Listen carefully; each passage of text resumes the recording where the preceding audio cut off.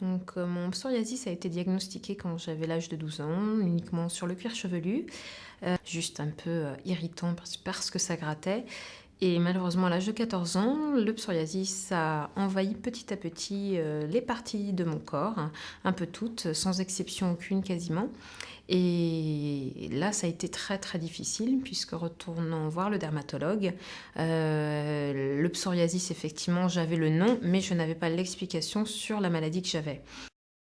Eh bien, on se décourage et à chaque fois que vous montrez votre psoriasis, les gens vous demandent ce que vous avez.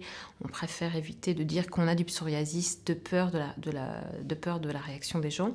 Donc, bon, c'est vrai qu'on préfère mentir et dire qu'on a de l'eczéma, puisque les gens savent ce qu'est l'eczéma. Et finalement, ça n'inquiète pas trop, ou bien dire qu'on a été brûlé par le soleil, ou encore bien d'autres excuses. Donc j'ai essayé effectivement différents traitements. J'ai donc autant de traitements qui marchaient que très ponctuellement. Et dès que j'arrêtais le traitement, mon psoriasis revenait de plus belle. Donc il y a un moment où il fallait effectivement que je comprenne que j'avais vraiment une vraie maladie chronique, puisque je voulais à tout prix me débarrasser définitivement, bien sûr, de mon psoriasis, comme tous les patients au début, puisque c'est là, ça vous empoisonne la vie, c'est tout le temps sur votre peau, on se lève avec, on se couche avec, on s'habille en fonction de son psoriasis.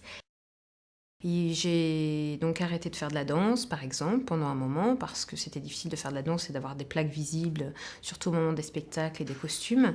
On change sa garde-robe, exit les petits hauts, exit les petites robes. Donc voilà, il est vrai qu'on est obligé de changer sa vie à cause de la visibilité du psoriasis pour éviter justement d'avoir à répondre constamment aux questions posées par les gens, car le fait que ce soit aussi visible et disgracieux amène forcément n'importe qui à poser des questions. Donc l'idée, c'est de dire aux gens, soyez compréhensibles avec nous patients et laissez-nous vivre tout simplement, vivre une vie normale sans nous juger d'une manière dure ou injuste parce qu'on a une maladie visible.